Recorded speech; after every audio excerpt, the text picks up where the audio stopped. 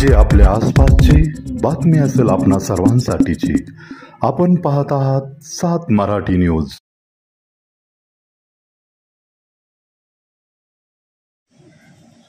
नमस्कार, मी धनराज खंडाळे 7 मराठी न्यूज मध्ये आपले स्वागत करत आहे।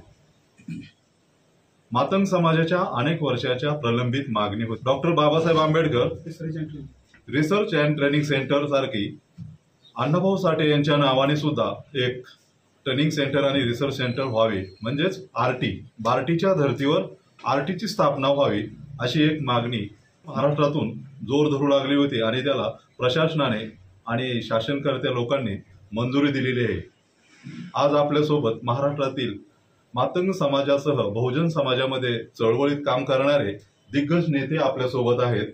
त्यांच्याकडून आपण त्याविषयी जाणून घेत आहोत आणि सोबतच या आरटीचे मुख्यालय कुठे असावे जेणेकरून सर्वसामान्य लोकांना त्याचा फायदा घेता येईल, तर आपण जाणून घेत आहोत। सुरुवातीला बहुजन लोक अभियान या संघटनेचे प्रदेशाध्यक्ष माननीय आबासाहेब वाघमारे। खरं तर महाराष्ट्र शासनानं डॉक्टर बाबासाहेब आंबेडकर प्रशिक्षण व संशोधन संस्थेच्या धर्तीवर लोकशाहीर अण्णाभाऊ साठे प्रशिक्षण व संशोधन संस्था याचा GR काढला, याचा मातंग समाजाला आनंद झालेला आहे। परंतु याचं कार्यालय किंवा याचे जे काही बाकीची पूर्तता आहे ती त्यांनी तातडीनं करावी। स्वतंत्र कार्यभार या आरटीच्या माध्यमातून चालावा, आमची तर पूर्वीची मागणी आहे। जर मातंग समाजाचा बॅकलॉग भरून जर काढायचा असेल तर खरं तर जिल्हावार ह्या आरटीची कार्यालये झाली पाहिजेत।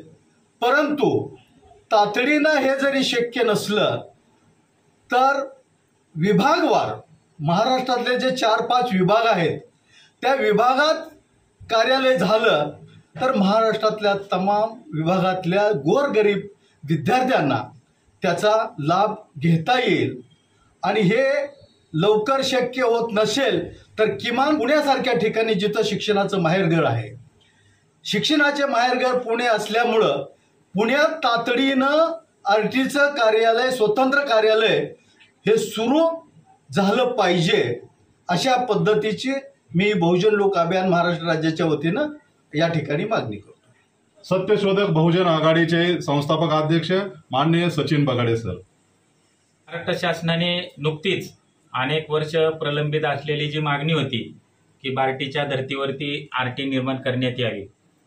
वास्तविक पाहता महाराष्ट्रामध्ये अनुसूचित जातीमध्ये संख्येने दुसऱ्या क्रमांकावरती असणारा मातंग समाज, परंतु भारतीय संविधानाने जे आणि सवलती ज्या सर्व अनुसूचित जातीच्या व्यक्तींना दिल्या, तर त्या संधी आणि सवलतींचा लाभ जागृती अभावी मातंग समाज आजपर्यंत घेऊ शकलेला नव्हता। म्हणूनच मातंग समाज ज्या लोकसंख्येच्या प्रमाणात त्याचा लाभ मिळाला पाहिजे, तो लाभ मिळावा, तो हल्लीच्या काळात तो सक्षम झाल्यानंतर देखील त्याला लाभ मिळत नव्हता। म्हणूनच अनेक वर्षापासून मागणी होती की जसं एकंदरीत सर्व अनुसूचित जातीसाठी महामंडळ होतं आणि त्याच्यातून मातंग समाजाच्या व्यक्तींना लाभ मिळत नाही, म्हणून लोकशाहीर अण्णाभाऊ साठे महामंडळ निर्माण झालं। तशाच अर्थानं एकत्रितरित्या बार्टीच्या माध्यमातून एकूण अनुसूचित जातीच्या ज्या 59 जाती आहेत त्या 59 जातींसाठी बार्टी होतं, परंतु बार्टीमध्ये ज्या संधी आणि सवलती दिल्या जातात तर त्या संधी आणि सवलतीमध्ये अतिवंचित असलेल्या ज्या जाती आहेत तर त्या अतिवंचित असलेल्या जातींचा निभाव लागत नाही। म्हणून मागच्या अनेक वर्षापासून सातत्यानं अशी मागणी होत होती की बार्टीच्या धर्तीवर मातंग समाजासाठी आरटीचे निर्माण करण्यात यावं आणि त्या मागणीला सध्याच्या राज्य सरकारने सहकार्य करून एक सहकार्य करीत असताना त्याला पाठबळ दिलेलं आहे आणि आरटीची घोषणा केलेली आहे। परंतु खऱ्या अर्थानं घोषणा करून इथपर्यंत पूर्ण होणार नाही, तर खऱ्या अर्थानं इथून पुढे कामकाज चालू झालेलं आहे। घोषणा करणं सोपं असतं, परंतु आरटीची निर्मिती झाल्यापासून तिथं स्वतंत्र कार्यालय होणं आणि सर्वात महत्त्वाचं म्हणजे स्वतंत्र आर्थिक तरतूद करणे ही महत्त्वाची बाब आहे। तर महाराष्ट्र सरकारला विनंती आहे की निवडणुका जवळ आल्यात म्हणून तुम्ही आरटीची घोषणा केलेली आहे असं होऊ नये. तर खऱ्या अर्थानं गांभीर्यानं जर आरटी चालवायची असेल आणि महाराष्ट्रातल्या मातंग आणि तत्सम अतिवंचित जातींना जर न्याय द्यायचा असेल तर तुम्हाला तशा अर्थानं स्वतंत्र आर्थिक तरतूद करावी लागेल आणि ती आर्थिक तरतूद करून आरटी ही सक्षमरित्या या महाराष्ट्रामध्ये चालेल यासाठी त्याची यंत्रणा मजबूत अशी करावी लागेल. पुन्हा एकदा आरटी निर्माण करण्यासाठी लढलेल्या सर्व बांधवांचे, संस्था संघटनांचे सर्वांचं मी सत्यशोधक बहुजन आघाडीच्या वतीने या ठिकाणी अभिनंदन करतो. लोक अभियानचे संस्थापक अध्यक्ष माननीय खंदारे सर आहेत, त्यांच्याकडे आपण जाणून घेत आहोत. जय भीम, जय लवजी. महाराष्ट्र शासनानं ज्या आरटीची स्थापना केली त्या आरटीसाठी मातंग समाजाला खूप वर्षापासून असा संघर्ष करावा लागलेला आहे आणि या संघर्षामध्ये काही संस्था आहेत, काही संघटना आहेत, काही व्यक्ती आहेत. या सर्वांचं प्रथम मी आभार मानतो. आरटीची गरज का पडली या खोलात अधिक जाण्यापेक्षा या जातीला उपेक्षित असं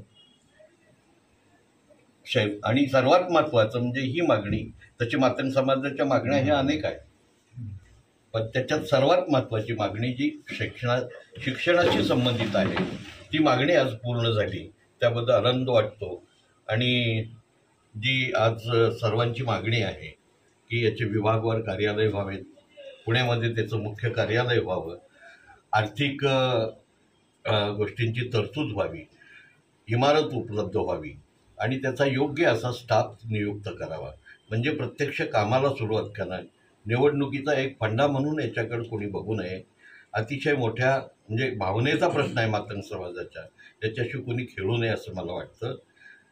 आद्य क्रांतिगुरू लहुजी साळवे शासकीय स्मारक समितीचे सदस्य निलेश भाऊ वाघमारे आहेत, त्यांच्याकडून आपण याविषयी जाणून घेत आहोत. सर्वप्रथम साहित्यरत्न लोकशाहीर अण्णाभाऊ साठे प्रशिक्षण संस्था जी शासनाने सुरू केलेली आहे, संशोधन आणि प्रशिक्षण संस्था, त्याबद्दल सर्वप्रथम मी ज्या ज्या मातंग समाजातील आणि अण्णाभाऊंच्या अनुयायांनी ह्या संस्था निर्माण होण्यासाठी गेले अनेक वर्ष ज्यांनी लढा दिला त्या सर्वांचं सर्वप्रथम मी आभार मानतो आणि अभिनंदन करतो की या प्रदीर्घ अशा संघर्षानंतर ही गोष्ट आपल्या पदरात पडलेली आहे.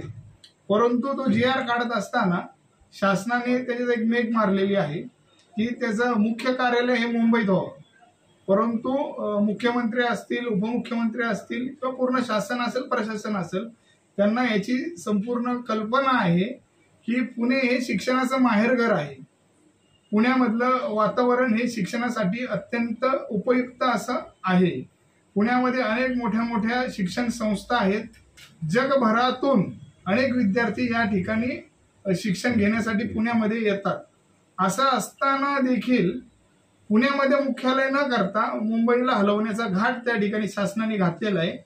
तर या व्हिडिओच्या माध्यमातून माझी हीच विनंती आहे. अनेक विद्यार्थ्यांशी आम्ही बोललोय, जे महाराष्ट्रातून वेगवेगळ्या जिल्ह्यातून MPSCचं ट्रेनिंग घेण्यासाठी पुण्यामध्ये विद्यार्थी येतात.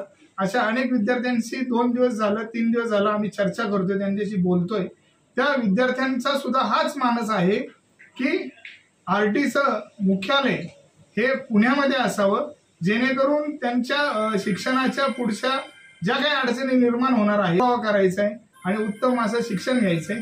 तर त्यांचं हेच म्हणणं आहे की त्यामुळे सत्यशोधक बहुजन आघाडीची आमचं मुख्यालय पूर्ण झाले नाही तर लोक नाही, तोपर्यंत सत्यशोधक बहुजन आघाडी आपण 7 मराठीशी शासनापर्यंत आम्ही निश्चित पोहोचवण्याचा